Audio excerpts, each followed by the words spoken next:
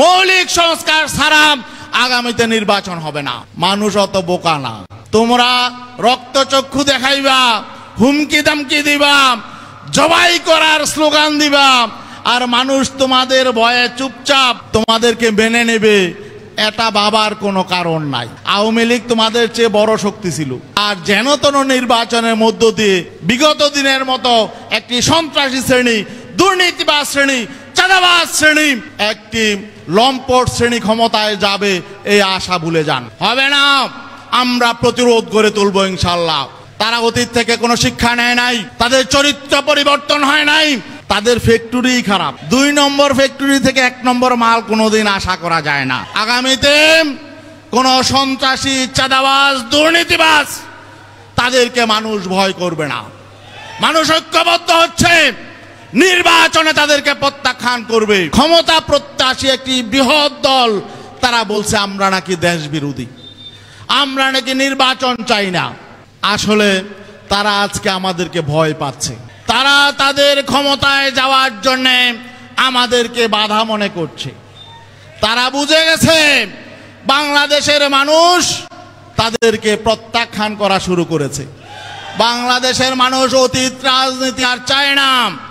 অতীতে যারা ক্ষমতায় ছিল তাদেরকে মানুষ বারবার পরীক্ষা করেছে, তাদের রাজনীতি মানুষ দেখেছে, তাদের অর্থনীতি দেখেছে, তাদের শাসন দেখেছে। অতএব সামনে বাংলাদেশের মানুষের সামনে তাদেরকে নতুন করে বলার কিছু নাই। মানুষ বিকল্প চাচ্ছে, আর বিকল্প হলো এখন ইসলামী শক্তি। মানুষ অত বোকা না। তোমরা রক্তচক্ষু দেখাইবা, হুমকি দামকি দিবা, জবাই করার স্লোগান দিবা, আর মানুষ তোমাদের ভয়ে চুপচাপ তোমাদেরকে মেনে নেবে, এটা ভাবার কোনো কারণ নাই। আওয়ামী লীগ তোমাদের চেয়ে বড় শক্তি ছিল, সাংগঠনিক শক্তি, প্রশাসনিক শক্তি, মিডিয়ার শক্তি, এবং তাদের বিদেশি বিভিন্ন রকম সহযোগিতা তোমাদের চেয়ে কম ছিল না। কিন্তু তারা কিন্তু কিছু বাচ্চা ছেলের ধাওয়া খেয়ে দেশ থেকে পালিয়েছে। ঠিক না ভাই? তোমরা মনে করো না যে তোমরা চোখ গরম করলে, সন্ত্রাসী স্টাইলে হুমকি দমকি দিলে আমরা চুপসে যাব, একথা মনে করার কোনো কারণ নেই। আগামীতে কোন সন্ত্রাসী, চাঁদাবাজ, দুর্নীতিবাজ তাদেরকে মানুষ ভয় করবে না। মানুষ ঐক্যবদ্ধ হচ্ছে, নির্বাচনে তাদেরকে প্রত্যাখ্যান করবে। আমরা দেখেছি বিগত 12টি নির্বাচন হয়েছে, 12টি নির্বাচনই কোনো না কোনোভাবে বিতর্কিত হয়েছে। কিছু ভালো নির্বাচন হলেও ভালো নির্বাচনের মধ্য দিয়ে ভালো সরকার গঠন হয় নাই, ভালো মানুষ ক্ষমতায় যায় নাই, বরং দুর্নীতিবাজ শক্তি ক্ষমতায় গিয়েছে।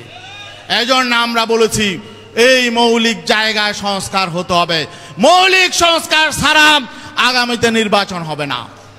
আগামীতে আমরা নির্বাচন চাই, গ্রহণযোগ্য নির্বাচন, যে নির্বাচনের মধ্য দিয়ে সত্যিকার অর্থে জনগণের পার্লামেন্ট হবে, মানুষের সরকার হবে, একটি সৎ শাসক হবে। আর যেন তেন নির্বাচনের মধ্য দিয়ে বিগত দিনের মতো একটি সন্ত্রাসী শ্রেণী, দুর্নীতিবাজ শ্রেণী, চাঁদাবাজ শ্রেণী, একটি লম্পট শ্রেণী ক্ষমতায় যাবে এই আশা ভুলে যান। হবে না। আমরা প্রতিরোধ গড়ে তুলবো ইনশাল্লাহ। গ্রামে গঞ্জে, শহরে বন্দরে, প্রত্যেকটা এলাকায় আমরা দেশপ্রেমিক ইসলামী শক্তি, অপশক্তির বিরুদ্ধে আমরা প্রতিরোধ গড়ে তুলব। আমরা ভয় পাই না। ভয় পান নাকি আপনারা?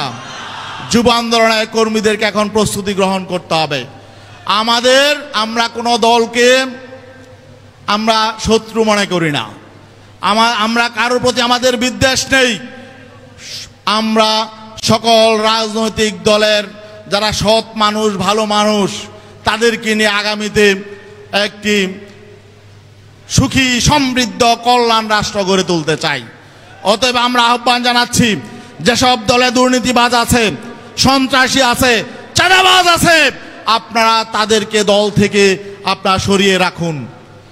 আর কিছু দল আছে তাদের কোনোদিন সংশোধন হবে না, কারণ তাদের ফ্যাক্টরি খারাপ। 2 নম্বর ফ্যাক্টরি থেকে 1 নম্বর মাল কোনোদিন আশা করা যায় না। যতই বহিষ্কার করুক, যতই তারা সতর্ক করুক, দেখা যাচ্ছে অপকর্ম বাড়তেই থাকে।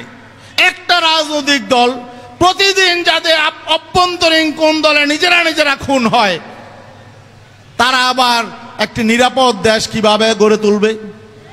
নিজেদের দলের কর্মীদের 5 আগস্টের পর, আমি নাম বলতে চাই না, 5 আগস্টের পর বিগত 11 মাসে যেই দলের নিজেদের কোন দলে 1.5 শতাধিক কর্মী খুন হয়েছে, এই দল সামনে নিরাপদ দেশ গড়ে তুলবে, মানুষের জন্য নিরাপত্তার ব্যবস্থা করবে, এটাকে আশা করা যায়?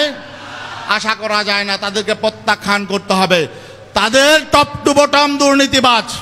অতএব 2-4 হাজার চাঁদাবাজকে বহিষ্কার করে ওই দল কোনোদিন সংশোধন হবে না।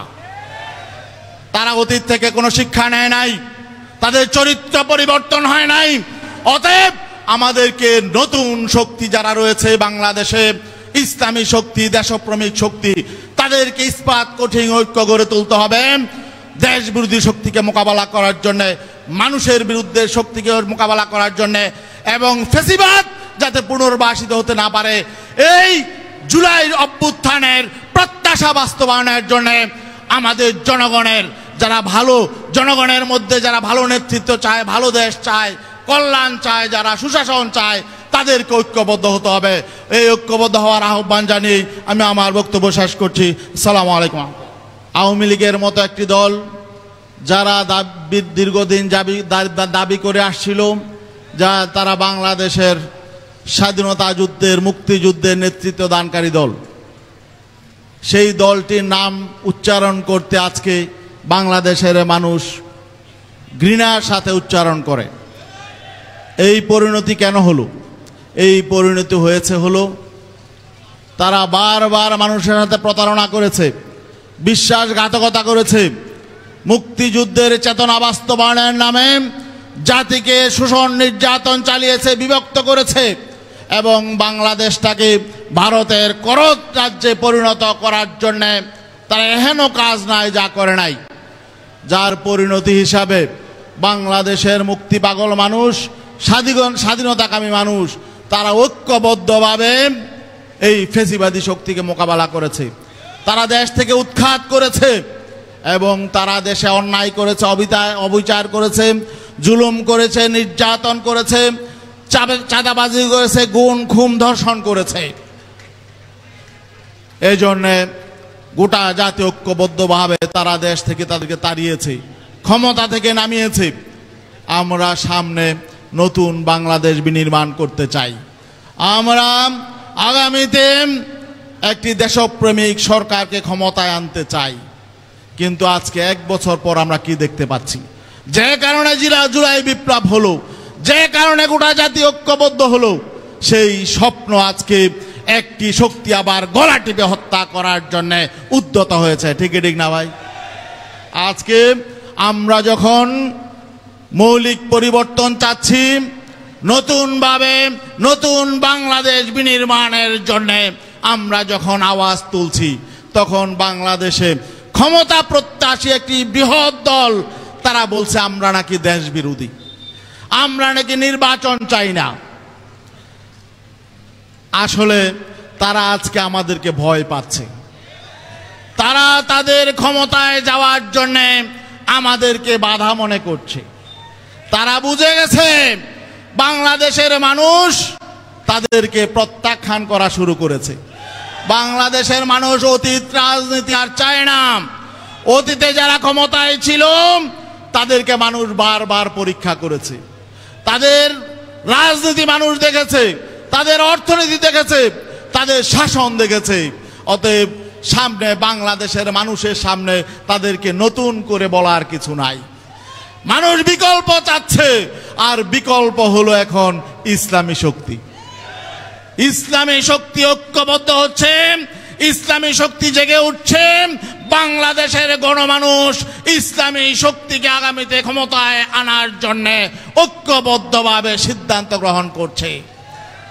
এজন্য তারা যখন দেখছে যে তাদের ক্ষমতায় যাওয়া সহজ পথটা কঠিন হয়ে গেছে, এজন্য তারা ইসলামী আন্দোলনের বিরুদ্ধে আজকে বিভিন্নভাবে অপপ্রচার চালাচ্ছে, তারা বিভিন্নভাবে আমাদেরকে প্রতিহত করার জন্য অশালীন স্লোগান দিচ্ছে। ঠিক না ভাই?